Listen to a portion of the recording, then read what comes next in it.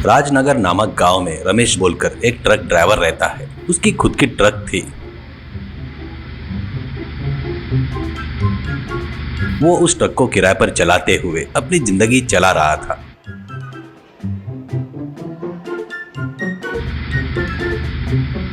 कभी कभी किराए पर लोड लेकर बाहर गया तो हफ्ते 10 दिन तक घर वापस नहीं आता था। कभी कभी 15 दिन भी लग जाते थे।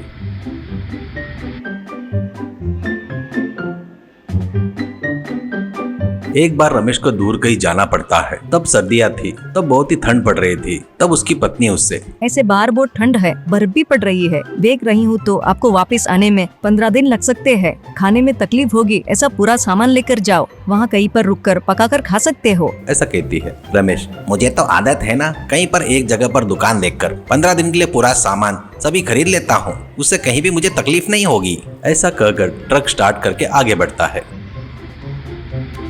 वो अपने ट्रक में अकेला ऐसे चला रहा था तो बहुत बर्फ पड़ने की वजह से कहीं भी दुकानें खुली नहीं थी, सभी दुकानें बंद थी।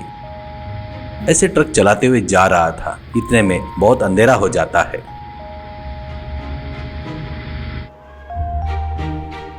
इतने में रोड के आड़े में एक साधु दिखाई देते हैं। वो लिफ्ट चाहिए करके हाथ दिखाते हैं। बेटा लिफ्ट चाहिए, पड़ोस के गांव जाना है, थोड़ा रोको अपने ट्रक को, कहते रहता है। रमेश, अरे कोई साधु जैसा लग रहा है, लिफ्ट मांग रहा है, जाने तो चढ़ा लिए तो हो जाएगा ना, आराम से ऐसे बातें करते जा सकते हैं। वैसे भी अंधेरा और ठंड भी बहुत ज्यादा है, थोड़ी हिम्मत रहेगी करके सोचता है।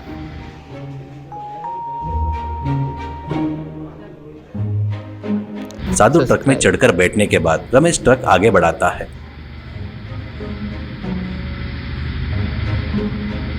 तब रमेश, क्यों जी साधु बाबा, दिन में सफर कर सकते हो ना, इतने रात में क्यों सफर कर रहे हो करके पूछता है। तो साधु, हमारे जैसे साधुओं को क्या है बेटा, जहाँ खाना मिलता है वहीं खाते हैं, जहाँ सोने को मिलता है वहीं सो जाते हैं। फिर भी बहुत देर से खड़ा हूँ, एक भी गाड़ी नहीं आई, इसलिए तुमको लिफ्ट मांगा है, ऐसा कहता है। तो रमेश, अरे यार बहुत अंधेरा हो गया है, कहीं भी दुकान नहीं खुली है, बहुत ठंड भी है और भूख भी लगी है, अब क्या करेंगे, ऐसा कहता है। तब साधु, हाँ बेटा आधी रात होने वाली है, नजदीक में ही एक गांव है, वहाँ पर खाना मिल सकता है, वहाँ पर रोक दो। वो देखो वहाँ पर आदमी दिखाई दे रहे हैं ना, उसी गांव, वहीं पर खाना मिल सकता है, देखेंगे, ऐसा कहता है। उस गांव के पास कुछ आदमी खड़े थे। तब रमेश और साधु दोनों चलते हुए उन गांव वालों के पास जाते हैं।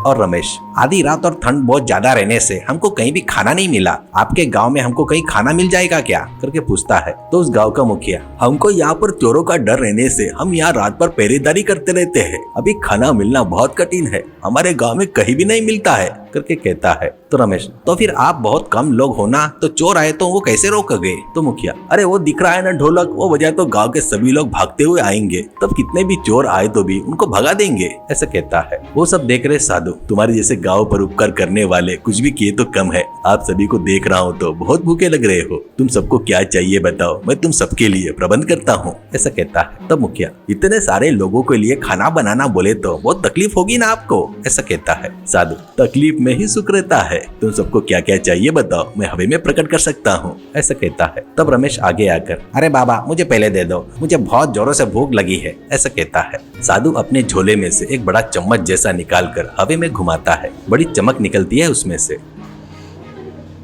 और रमेश के हाथ में एक वेजिटेबल बिरयानी प्लेट प्रत्यक्ष हो गई।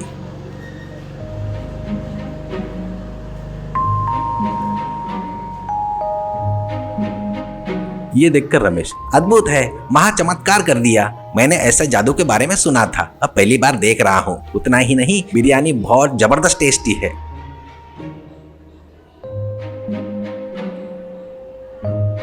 उतने में और एक गांव वाला, मुझे गर्मा गर्म नूडल्स चाहिए, ला सकते हो क्या, ऐसा कहता है। तो साधु अपने हाथ का वस्तु हवा में घुमाते ही फिर से चमक निकलती है।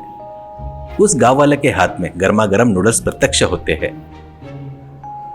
और तभी एक और गांव वाला, साधु बाबा मुझे कब से पनीर की सब्जी और रोटी खाने की इच्छा थी, मुझे भी गर्मा गर्म पनीर की सब्जी और रोटी दे सकते हो क्या, ऐसा कहता है। साधु अपने हाथ में के वस्तु को हवा में घुमाते ही फिर से चमक गड़गड़ाहट होती है।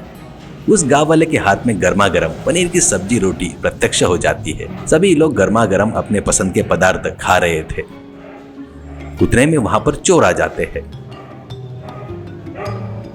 और चोर, कोई भी हिलना नहीं, हिले तो भून के रख दूंगा, ऐसा कहता है। मुखिया, अरे चोर आ गए रे, हम लोग ने देखे नहीं, कैसे, ये तो बहुत खतरनाक लग रहे हैं, ऐसा कहता है। चोर, बढ़िया बोला रे, और मेरे को याद रखा अब तक, मेरे बारे में पता है ना, तुरंत अपने गाँव वालों को सभी को बताकर जिसके पास जो है वो सब लाकर पैसा गहने सब याद रखो, तुमको पता है ना मैं कितना बड़ा चोर हूँ, ऐसा कहता है।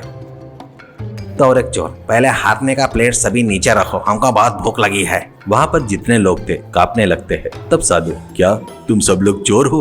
उतने बड़े चोर हो क्या? मेरी ताकत पता नहीं रहकर तुम सभी ऐसे बात कर रहे हो, ऐसा कहता है। तो चोर, आलसी कहीं के, क्या तेरे में शक्तियाँ भी है क्या? ईमानदारी से तेरे हाथ के वस्तु नीचे रख, नहीं तो हमारे हाथ से तू मार खाएगा, ऐसा कहता है। तो साधु अपने हाथ में के वस्तुओं को हवा में घुमाते ही चोर हवा में उड़कर नीचे गिरते रहते हैं। तब साधु, अब बताओ रे लड़को, तुम सब लोग कौन हो, बड़े चोर हो क्या, ऐसा कहता है। तो चोर, चोर क्या, हम लोग चोर नहीं है, मेरा नाम गाय है और उसका नाम सांड है जी, मैं कल ही राजा बना हूँ ना, ऐसे सबको देखने आया हूँ जी, ऐसा कहता है। दूसरा चोर, हाँ भाई गाय हूँ, हाँ वो सांड है, हाँ भाई गाय हूँ, वो सांड है, ऐसा कहता है। और एक चोर, तुरंत मेरे राजहंस को बुलाओ, उस पर चढ़कर घूमने जाना है, ऐसा कहते ही और एक चोर, मुझे कोल्ड ड्रिंक भी नहीं दिख रहा है, जल्दी से खाकर वो पीना है, ऐसे पागलों जैसे बात करने लगते हैं। उतने में एक और चोर, हमको छोड़ दिया तो हम लोग अभी वापस चले जाएंगे जी, ऐसा कहता है। तो साधु, तुमको इतने जल्दी कैसे छोड़ दूं, वो नहीं हो सकता, तुम लोगों ने इस गांव का लूटा हुआ पैसा गहने यहाँ पर लाके रखो, तब सोचेंगे तुम्हारे साथ क्या करना है। चोर जल्दी जल्दी जाकर वापिस जल्दी भाग कर आते हैं पैसे और गहने लेकर। और चोर, अब हमको छोड़ दो जी प्लीज, ऐसा कहता है। तो साधु, अब दोबारा ऐसे चोरी किए तो मुझे पता चला तो सच में तेरे को गाय और उनको सांड बना दूंगा, ध्यान में रखो, अच्छे से जियो, ऐसा कहता है। तब गांव का मुखिया और गांव के लोग उस साधु को कृतज्ञता व्यक्त करते हैं। तब साधु, तकलीफ में ही सुख है, अच्छे से जियो, ऐसा वो साधु उन गाँव वालों को आशीर्वाद देकर चारों से चलो हमारे साथ कहकर साधु, रमेश और चोर साथ में ट्रक के पास आते हैं। और तब साधु, जाकर वो ट्रक स्टार्ट होते तक धक्का मारो, ऐसा कहता है। चोर उस ट्रक को धक्का मारते ही वो स्टार्ट हो जाती है। तब चोर वहां से भाग जाते हैं। चोर तो भाग भूख गए। से अभी जो था सब्सक्राइब रमेश कर दो ठंड में अंधेरे और में ऐसी उस साधु की स्टोरी मदद से देखने के लिए। एक गांव को चोरों से बचाता है। साधु और ड्राइवर रमेश उस ट्रक से आगे बढ़ जाते हैं।